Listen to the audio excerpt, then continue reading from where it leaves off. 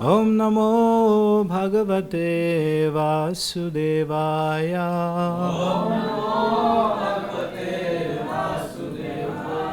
Om Namo Bhagavate Vasudevaya.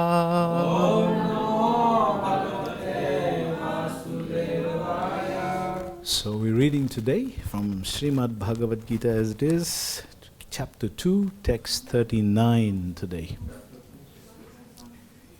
Yeah? Okay.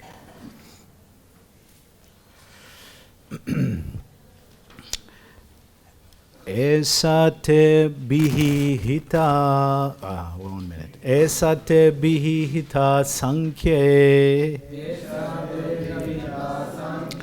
buddhir yoge tvimam srinu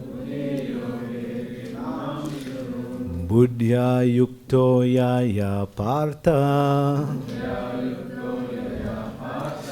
kama bandham prahasasyasi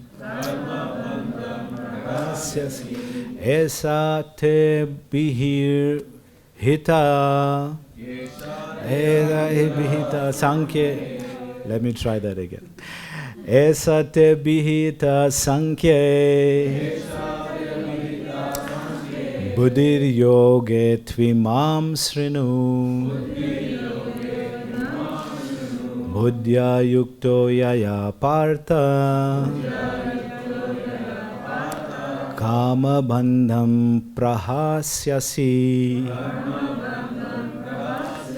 esa te bihita sankhye buddhir yoge tvimam srinu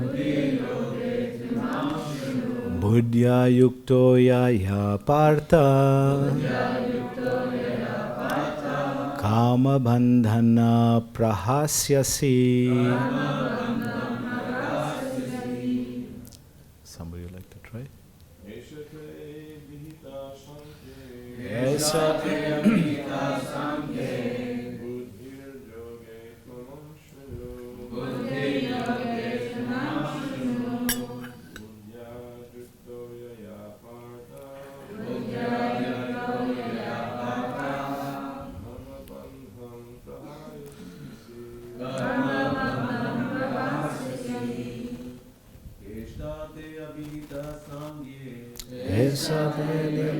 sange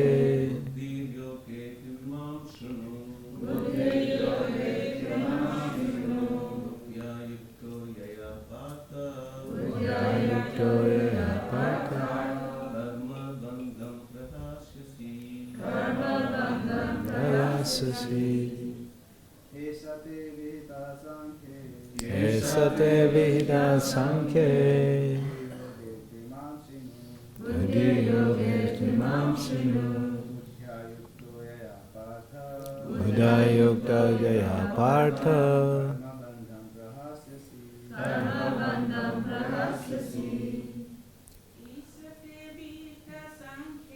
esate vihita sankhye buddhi yoge tvimam srinu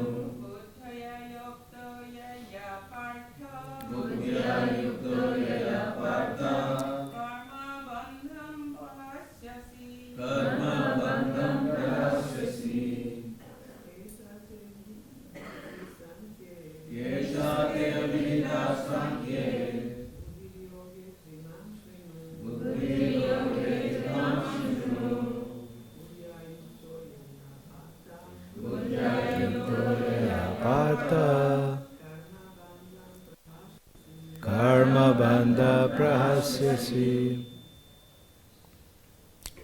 Anybody else? Okay, so let's go into the synonyms. Volume, huh? Okay, we'll just cope with it. All right. Esa, all this, te, unto you.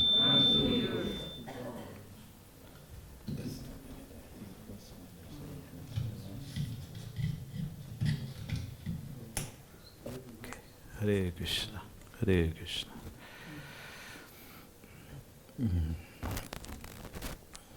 Okay. Abhihita, described. Sankhya, by analytical study. Buddha, Buddhi, intelligence. Yoga, in work without fruitive result. But, inam, this. Shrinu, just here. Buddhaya, by intelligence. Yukta, dovetailed. Yaya, by which. Partha, O son of Pritha. Karma, bandhanam, bondage of reaction. Prahasyasi, you can be released from. Yes. Translation purport, Srila Prabhupada ki jai. Thus far, I have described this knowledge to you through analytical study. Now listen as I explain it in terms of working without fruitive results. O son of Pritha, when you act in such knowledge, you can free yourself from the bondage of works. So let's try to repeat this translation. Thus far, I have described this knowledge to you through analytical study. Now listen as I explain it in terms of working without fruitive result. O son of Pritha, when you act in such knowledge, you can free yourself from the bondage of works. So it's an extensive purport. We'll try and see how far we can go with it, yeah? Alright, purport by Srila Prabhupada. According to the Nirukti, or the Vedic dictionary, Sankhya means, so we're going to ask you definitions here, right? So listen carefully.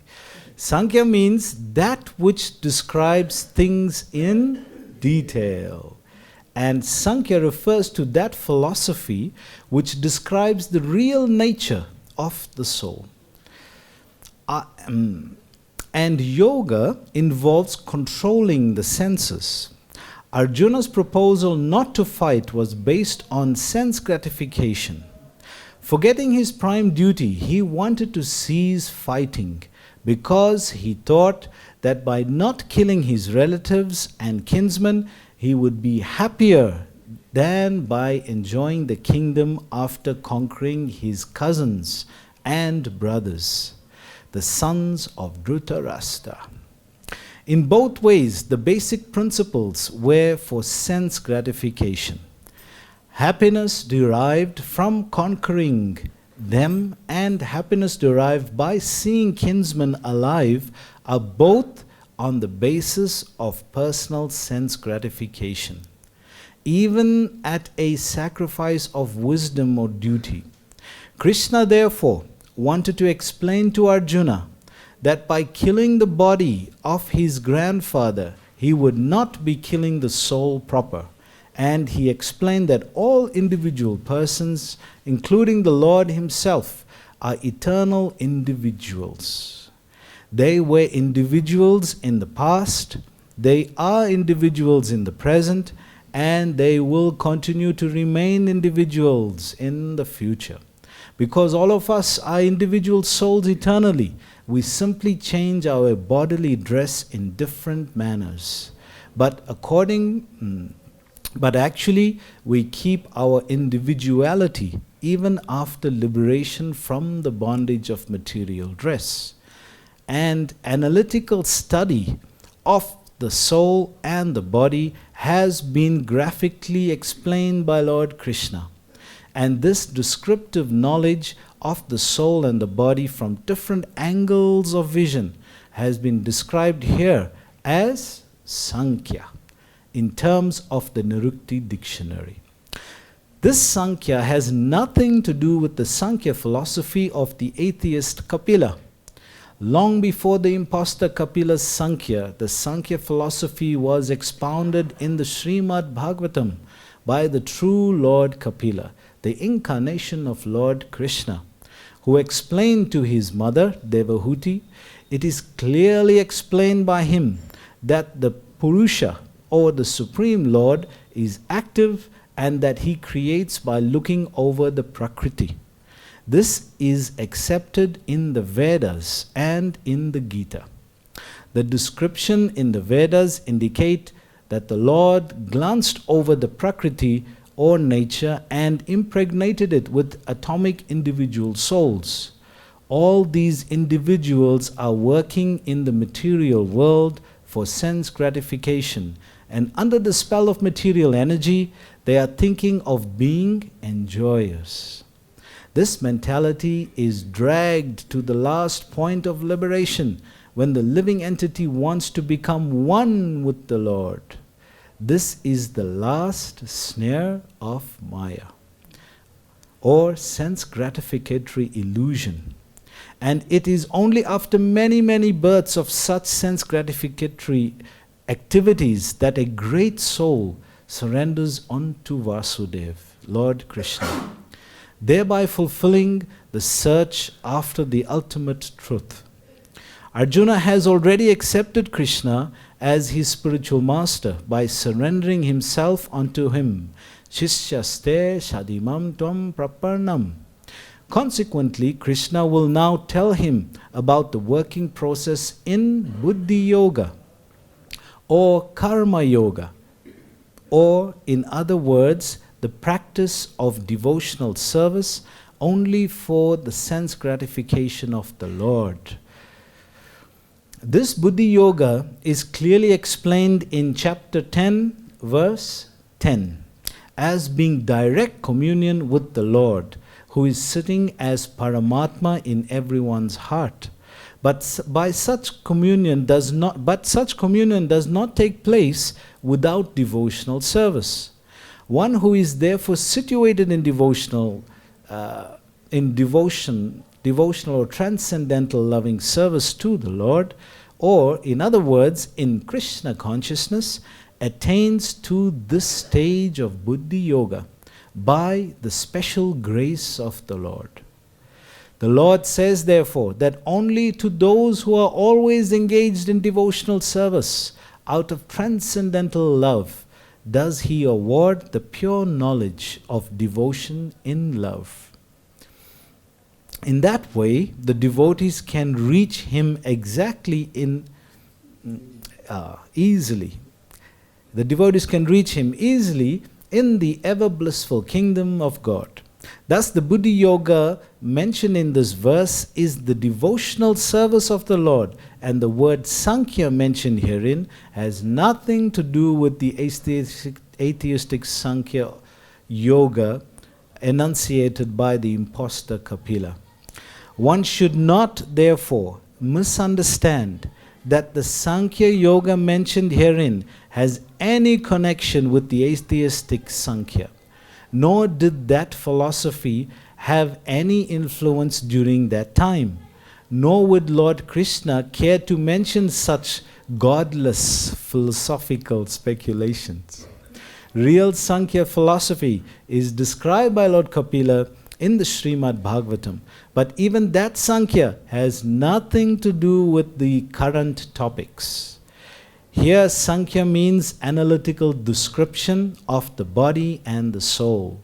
Lord Krishna made an analytical description of the soul just to bring Arjuna to the point of Buddhi Yoga or Bhakti Yoga. Therefore, Lord Krishna's Sankhya and Lord Kapila's Sankhya, as described in the Bhagavatam, are one and the same. They are all Bhakti Yoga. Lord Krishna said, therefore, that only the less intelligent class of men make a distinction between Sankhya Yoga and Bhakti Yoga. Sankhya Yogo Pritag Bala pravedantina pandita. Of course, atheistic Sankhya Yoga has nothing to do with Bhakti Yoga. Yet, the unintelligent claim that the atheistic Sankhya Yoga is referred to in the Bhagavad Gita. One should therefore understand that Buddhi Yoga means to work in Krishna consciousness, in the full bliss and knowledge of devotional service. One who works for the satisfaction of the Lord only, however difficult such work may be, is working under the principles of Buddhi Yoga and finds himself always in transcendental bliss. By such transcendental engagement, one achieves all transcendental understandings automatically by the grace of the Lord.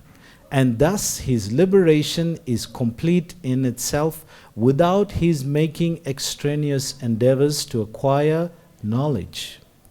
There is much difference between work in Krishna consciousness and work for fruitive results, especially in the matter of sense gratification for achieving results in terms of family or material happiness.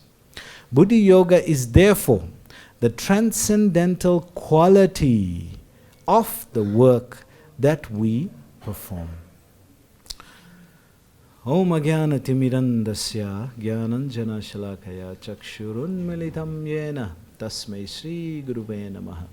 Sri Chaitanya Mano Vistam Stapitam Yena Bhutale Swayam Rupa Kadamayham Tadati Swapadantikam Vandeham Sri Guru Sriyuta Padakamalam Sri Gurum Vaishnavanamuscha Sri Rupam Sagajatam Sahagana Raghunatam Tam Tam Sajivam Sadvaitam Sarvadutam Parijana Sahitam Krishna Chaitanya Devam Sri Radha Krishna Padam Sahagana Lalita Sri Vishakhanamscha Namo Vishnu Padaya Krishna Prastaya Bhutale Srimate Bhakti Vedanta Swami Iti Namine Namaste Saraswati Deve Gauravani Pracharine Nirvishesha Shunyavadi Pastyachari Satarine Vancha Kalpa Tarubhyascha Kripa Sindhubhevacha Patitanam Pavanebhyo Vaishnavebhyo Namo Namaha. Jai Shri Krishna Chaitanya Prabhu Nityananda Sri Advaita Gadadhar Sivasari Gaura Bhakta Vrinda. Hare Krishna Krishna Krishna Hare Hare Hare Rama Rama Rama Hare Hare. Wow, there was quite a purport there. Prabhupada really packed a lot into that. And he's also seems to be emphasizing something very strong. Repeatedly he's saying, in the Bhagavatam, Kapila, the atheistic Kapila, again and again.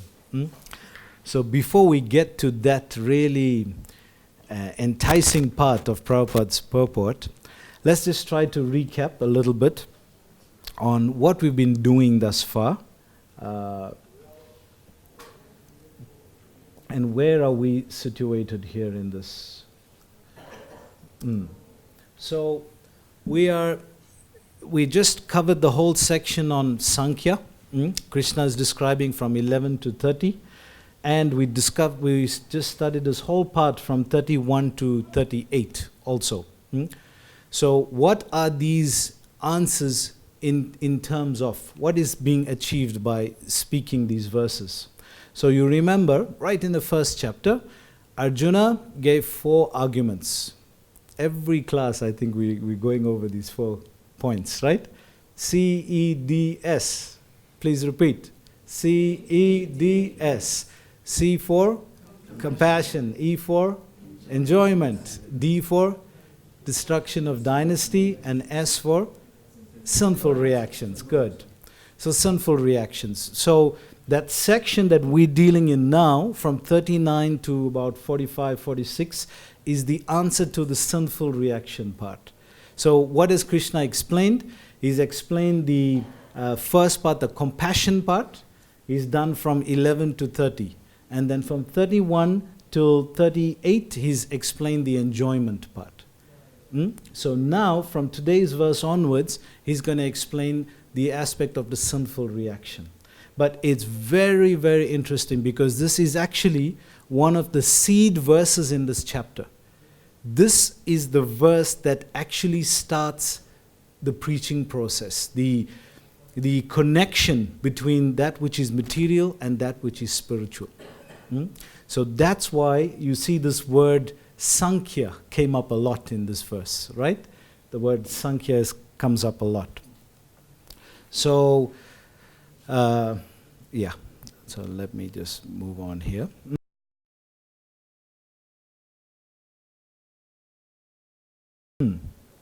So, Krishna has explained different aspects, and in today's verse, he's saying, now I'm going to explain something different, something very unique, and something very powerful.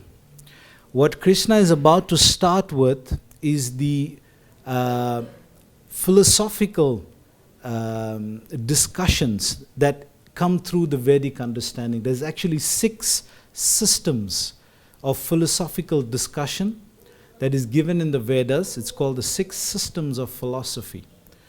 And in that, we'll go over them briefly also. In that, Krishna is explaining at least 4 of them here today.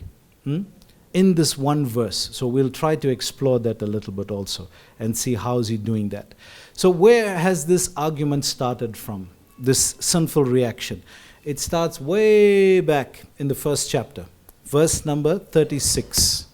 So Krishna says, if you open to 36, I just want to show you some references here. How amazing the Gita is working, yeah?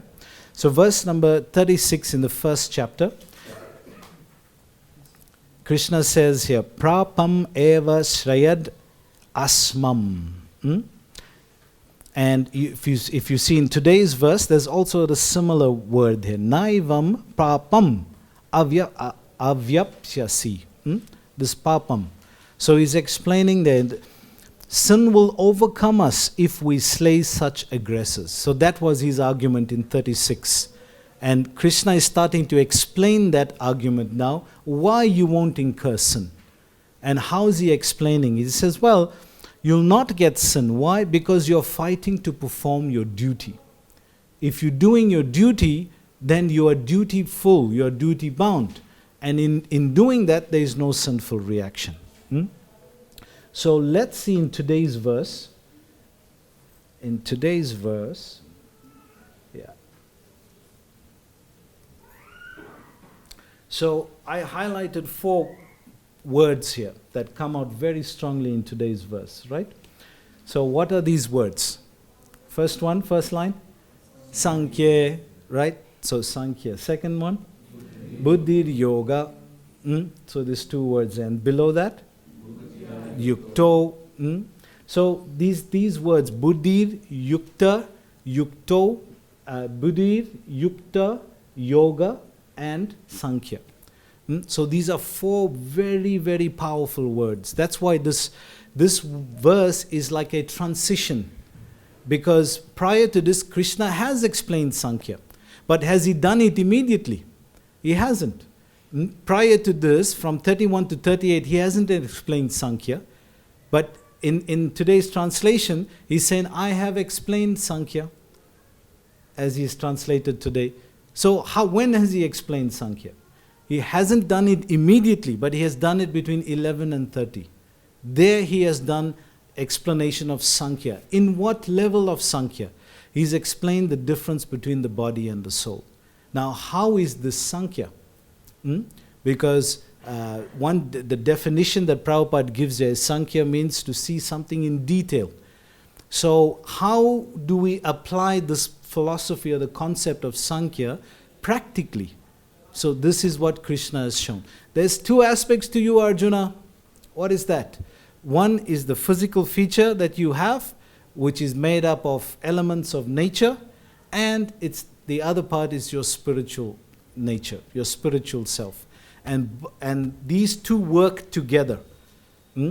So that process of working it together is what is going to unfold from here. It's a very deep principle, because from here, Krishna is showing, he's just described the material body, and he's also described the soul.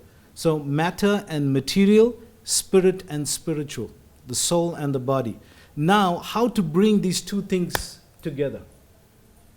how to bring these two because both of these are identities of Arjuna. That's why he's confused. Because he's saying, they related to me. That's my grandfather there. This is my cousins and my brothers and sons of Dhritarashtra here. So that's one identity he has. But Krishna is saying, hey Arjuna, there's also the real identity of who you are as the spirit soul. And if you don't realize how to bring the two together, you don't actually know who you are. Then you're not understanding reality. And the process of linking or connecting things is called yoga. Yes, yoga. So he is starting the teachings of the Vedanta, the Vedic teachings, as it is given in the Vedas, according to the 6 principles of philosophy. Krishna is starting it from this verse. And we see here at least four of these points being brought out here. We see Sankhya, which is the analytical study of matter in detail. And we see yoga, which is connecting the matter and the spirit together. And then we see buddhir. This is intelligence as is described. It is intelligence. So it's how to use your intelligence to analyze what is material, what is spiritual, bring the both together and serve the Lord in that way. Do your duty. So it's a very profound verse in that way, yeah? So let's go through this a little bit and see. So, yeah, let me show you the, okay.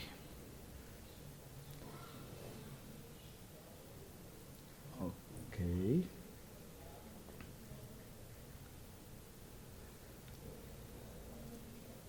All right.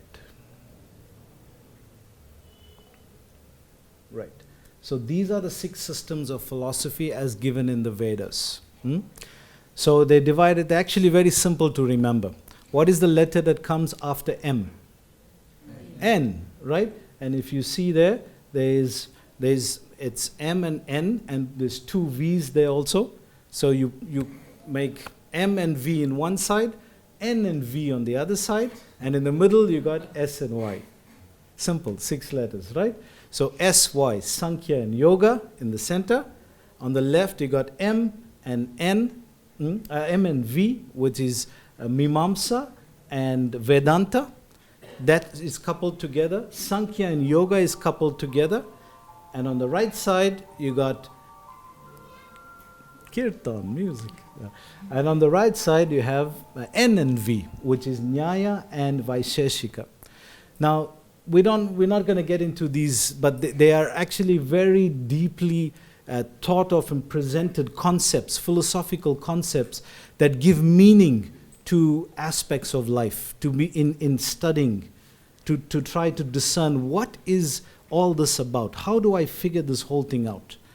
So Krishna is actually starting to preach in a very philosophical way. He explained first from a very practical way of being the body and not being the body and being the soul. So he's shown in context of the battlefield and in context of his family, Arjuna's family, right? You're not your brother. Don't worry, they won't die, they will live on. In context of the current circumstance. But now what he's starting to do is to bring that whole thing in context of philosophy from the Vedas. That's why this verse is such a transitional verse, because it's bringing these concepts, what he spoke of, the same things, but bringing it in terms of analytical study. If I had to think about this thing as a philosopher, besides being here on the battlefield, how would I see it? Then you would see it in terms of these principles of philosophy. So it's a little technical, but this is Krishna starting. This is actually a very interesting technique also, that Krishna first started speaking on not being the body and being the soul. And we see in our current quest of knowledge, science has also come to this understanding. Exactly as the Gita is unfolding like this. They have come to understand, we'll see just now from Sataputa Prabhu, as he explains this Sankhya thing, that as science has developed, It has come to understand that there is something existing further than the body. I showed you last week. You remember? The tennis shoe and things like that, yeah? So there seems to be another element of nature or of reality which is not material. What is that? By by removing all the material things, we see still something is existing. What is that? That which is observing the material things. And that thing that is observing the material things is not material. So what is it? How does it exist? Where does it come from? How does it relate to being here? So that is what is the spirit soul, the consciousness or the spirit soul. So science has also developed that way. We saw that they have come to this understanding, yes, there seems to be another reality of existence beyond matter. And by correlating the both, putting both together, that can only be done by, when you bring it, link it, what is that? Yoga. That is yoga. So they haven't come to the point of yoga yet. They've come to the point that there is two things. But they haven't come to the point of putting both together and understanding how it works. That they have to come to second chapter of Gita, to this part. So you can see the progress is happening. The world is actually changing. The way people are thinking and analyzing the world and themselves is very different. It has changed drastically over the last at least 20 years or so, or more. So they are coming there slowly. But if you see how it has progressed, it's exactly the teaching technique that Krishna has used. First explain the body and the soul. Prabhupada would start with this repeatedly. You're not the body, you're not the body. He would repeatedly speak on this point. And then we explain the enjoyment aspect, like we're hearing in the Bhagavatam class. The material world is very difficult to enjoy. Material nature doesn't allow for the amount of enjoyment we need to be satisfied as a soul. It gives something, but what we need to be actually satisfied cannot come from matter. So what is it then? Then you have to put both together, put matter and spirit together. And if you do that, then what is that process called? It's called yoga. And what is this yoga? Well, if you execute devotional service, then in that yogic process, you actually find the true happiness of life. So you see how it's unfolding? It's a little technical, but this is that kind of a verse. It is a Sankhya verse. So interesting also that this second chapter is called Sankhya Yoga. So although Krishna didn't start with that, but from this verse onwards, he actually becomes like a Vedantic teacher, explaining the knowledge of Veda, the real Vedic principles and the tenets of Vedic philosophy and wisdom. He starts from, because he mentioned these points. And these points were not actually mentioned prior to this. You may have heard of yoga, but it was not in the context of a philosophy, explaining it as a process. Maybe Krishna would have just mentioned it. Buddhi, you may have heard of, even in coming up to this verse. Sankhya, it's the first time we're hearing this verse, this word from Krishna. So it's philosophical concepts that he's starting to teach Arjuna now. He's actually becoming the teacher in philosophy. He started practically, now it's philosophy. Because the goal of, if you don't philosophize, if you don't use your discrimination, this human intellect, to try to understand how the whole mechanism is working, then you've lost the purpose of being human. Because only the human being can do this. No other animal can actually have this kind of insight about life. So philosophy is a gift to human beings. So it's interesting, this Sankhya, we'll just take it one step a little more. This Sankhya is actually even in physics. Those of you who studied or know physics, there's a theory in physics that comes from the theory of relativity called geometric dynamics. Sorry for the little complicated words, but it does exist. It's called geometric dynamics. And what it says is you bring down the structure of matter to its basic level, to the fundamental level of existence. Exactly the same concept of Sankhya. Bring it down to its finest detail. So it exists there as a principle also. They're also trying to analyze how can we break it down. And in doing that, in one of the fields of science called quantum mechanics, they've actually discovered something like this by doing this, called the Higgs boson. So this is what is also called the God particle. So just to bring it in current context, that it's not only a new concept to the Vedantic philosophy.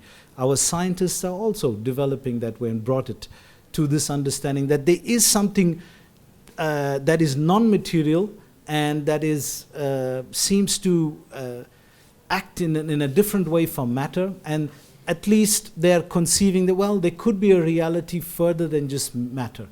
And that's a good start. That's Arjuna's start also, at least in the first chapter. And now when he comes to the second chapter, at least till this point, he's using philosophy now. So they will get there also in that progression.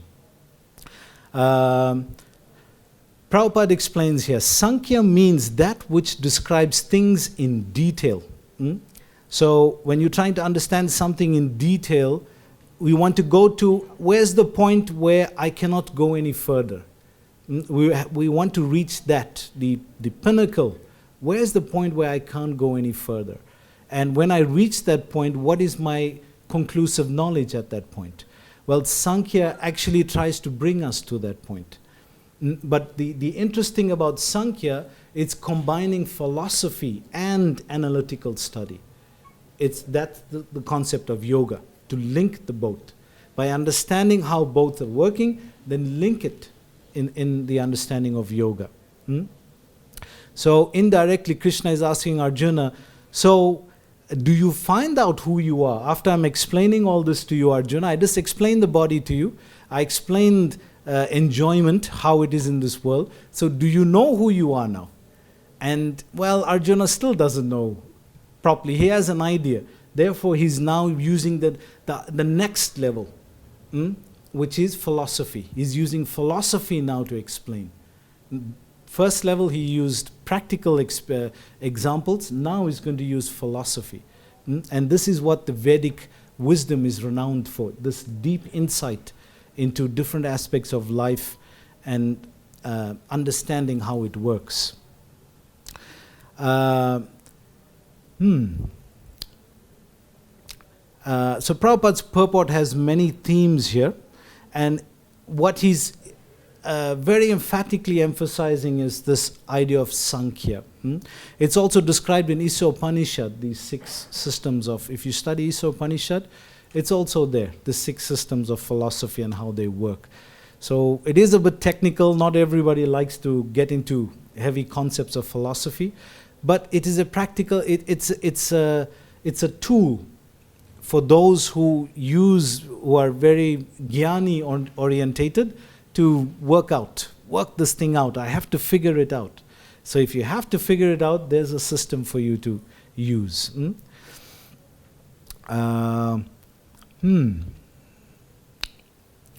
So Prabhupada explains here. So it's in the prior 2 verses also, in 37 and 38, Krishna gives a little twist there, where he's explaining that if you engage in sense enjoyment, it's not fulfilling, it's not rewarding absolutely, and if you that one should actually give it up. So this is also the higher principle of Sankhya, where he's saying, listen, Arjuna, what I'm about to teach you now is all the points you're giving me is completely based on the bodily concept. And all the answers I've given you is also based on the bodily concept. I've told you, you can get the higher kingdom. You can go to Svarga. I've told you, you're not the body, that they are not dying. The soul doesn't die. Their bodies only seem to die. So I've given you all answers based on material or within the material realm. But now I'm going to move to something which is deeper. By Sankhya, he's moving now to actually the spiritual realm, where he's saying there is a process by engaging in this world where you'll not be bound, because Arjuna is fear of being bound. There is a process where you'll not be bound and you can attain the highest realm, the spiritual world. But before this, prior to this, Krishna has given all kinds of material examples. So let's just take a little look here, because it has been a little... Yes. So, okay, I want to start with this one. So, Prabhupada has really gone to great lengths in this particular purport in explaining about Kapilas, the atheistic Kapila. Now, I managed to find something on atheistic Kapila philosophy, but I'm hesitant to play it. We're going to play it in the purpose of learning, because we are warned against listening to atheistic philosophy. But I want us as students to see where is the flaw in this, what this person is saying. Because what he's about to speak is atheistic Kapila philosophy. So when we're hearing it now, what have we understood about whatever we've learned from Bhagavad Gita and what Prabhupada's teachings has taught us? And let's see, because as preachers, you don't know who you're going to meet. You have no idea what's the person's outlook on life is.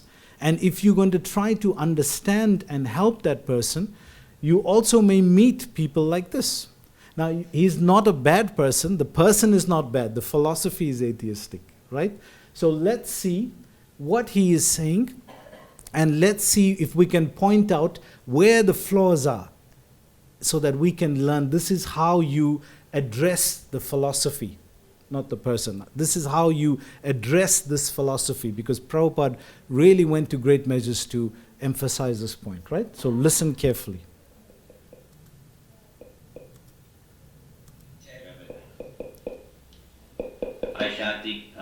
Can Sankhya philosophy be simplified? Yes. So can it be simplified? So what is Sankhya philosophy? Now this is what the atheistic idea of Sankhya philosophy is. Sankhya philosophy is complex. It's complex, firstly, okay. Explain in simplified form. Okay, thank you. Let's see what you have to say. God or Brahman is universal consciousness, which is without quality or form. So we heard this before. Right? So God is universal consciousness without qualities and form. Right? Nirakar, Nirgun. Now when Prabhupada would hear this, he would go red. If he would hear this, he'll just wait for the moment now. You finished? Okay, now let me start, yeah? So, Nirakar, Nirgun, no qualities or no attributes. So, immediately there, Prabhupada, how would he justify this? Because that statement is there in the Puranas, that the Lord doesn't have, in Isopanishad it's there, right? So, how do we justify this point as Vaishnavas? In the Vedic understanding, Vaishnava, how do we justify this point? He doesn't have form, he doesn't have attributes, qualities. So, how do we justify this? Yes, you got it. It's not material. It's non-material. It has to be justified as non-material. Why? Because if you just say he doesn't have qualities, then how would you analyze something? How do you analyze Brahman? One of the attributes of it, you'd say, well, it's spiritual. Well, you gave it a quality. It's spiritual. Okay, it's eternal. If you say it's eternal, you've given it a quality. It's eternal. So as soon as you give it, as soon as you try to analyze it, immediately you give it a quality. So you can't analyze it in that way. So how do you do it? You have to understand it's not a material quality. That's how. And who explains it like that except Prabhupada? You've never read this kind of explanation before. Prabhupada clearly, immediately says it's not material. Otherwise, you have to give it a quality. Just calling it Brahman, you've titled it. It's separate from matter. So if you can conceive of it and you've conceptualized it, you've given it an attribute. So in order to do that, how can you just say it's Nirakar or Nirgun? You have to justify, as the Vaishnava acharyas have done, saying it's not material. That's why one of the most powerful phrases you hear is Aham Brahmasmi. You heard this before? I am spirit. But how Prabhupada would use that, because that is a Vedic tenet, he would say, I am not the body. Because just saying I am spirit means what if you have a material body? What does it mean to you, I am spirit? How do you act as spirit? It doesn't give you an opportunity to relate to it because it's an abstract concept. But if you take it the other way and say, I am not the body, you're saying the same thing, but you're giving it context from where I am. I have a body, I'm not the body. Immediately I can relate and understand how it works. You see the genius of Prabhupada? How he's taken these same points, but he's given it in a way we can relate to it. Same Sankhya points. That's universal. There is nothing but Supreme Consciousness. So there is nothing but Supreme Consciousness, Supreme Brahman. Okay, let's hear more. When the Supreme Consciousness splits own self as... Just now he said there is nothing but spiritual consciousness. Now he's saying when it splits. So there's two things now. Let's see. Consciousness and energy. So you have consciousness and energy. Okay? So consciousness is God, energy is goddess. So their understanding, this atheistic understanding, is that consciousness is God and the energy is the goddess. Now, it sounds, because we also have that, Daiviyesha Gunamaya Mama Maya Durate. Krishna explains that. But if there's only these two concepts, Prabhupada summarizes in a very simple, powerful argument. He says, if we are also Brahman, spirit by nature, then how did we come under the influence of Maya, which is a third factor? That means that which is existing is not only Brahman, because Maya and Brahman are two different things. So how did Maya put Brahman under illusion, which is us? How did we come under illusion? So it's not only that there is Brahman, the super consciousness like it's explaining. That is the atheistic idea. The Vaishnava understanding is that Krishna and his energies. And one of his energies is this illusionary energy. So without that understanding, how did Brahman come under illusion? Please explain. How did Brahman come under illusion? Because Brahman is the source of everything. Now how can the source of everything come under his own energy? How did he come under, or it come under illusion? So this is the idea of atheistic Kapila philosophy. It's speaking Vedanta, it's speaking philosophy from the Vedas, Sankhya, but it is tinged with this impersonalistic Nirakar, Nirgun idea. And immediately the Vaishnava Siddhanta explains it very clearly, without any confusion. Now, what I want to show you... Before you start, Yeah, please. before you start, Yeah. how do they explain the first part where it's all universal consciousness, all of a sudden it splits? How does that happen? This is the point. That split means there's another energy that is creating a split, right? Or there's another intervention. Yeah, but there's no qualities, there's no guna, there's nothing. It's just this energy, and all of a sudden, somehow or other it splits, right? Yes. How is that? Good point. Good point. Well, they say, what do they say? It comes, Krishna takes a form in order to perform, the impersonal Brahman takes a form to do pastime. Something like that, they say it. They say it, but there's no, how it happens is impossible because they've already taken away qualities. And Right, attributes. right. How does it split and become something it's not? Right. Right. Okay. You ask them next, that's a good point, yeah? Krishna even himself criticizes this concept. He says, avyakta vyakta apanam manyate mam abuddheha. Those who are less intelligent think that from the impersonal aspect, formless, avyakta, I have taken form. He himself says it, that this is not the correct, but this is the atheistic idea. Now, let's try to see what is the Vaishnava understanding on this, and then we'll wrap it up, yeah? Okay. So we'll just see This is one of our stalwart preachers in the scientific field, Richard Thompson, Sataputta Prabhu, and he's explaining. To see how a theory of mind-brain interaction might be formulated, it is useful to examine the Sankhya philosophy of India. According to this philosophical system, a living being consists of three components: the gross material body, the subtle material body, and the Atma, or conscious self. So Krishna has explained this to Arjuna, right? According to the Sankhya philosophy, gross matter consists of a series of transformations of ether, or akash, which is regarded as the substance of space. These transformations generate air, fire, water, and earth, which represent the sum total of the material elements as we know them. This theory is reminiscent of the theory of geometrodynamics, based on general relativity, in which an attempt is made to represent all matter as patterns of deformation in the underlying metric of space-time.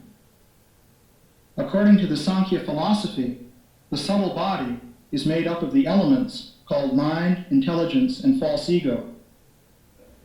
These elements are material in the sense that they lack consciousness. They can be thought of as a kind of material energy that is more subtle than ether or space, and that can be molded, perhaps in a computer-like fashion, to represent ideas and patterns of thought.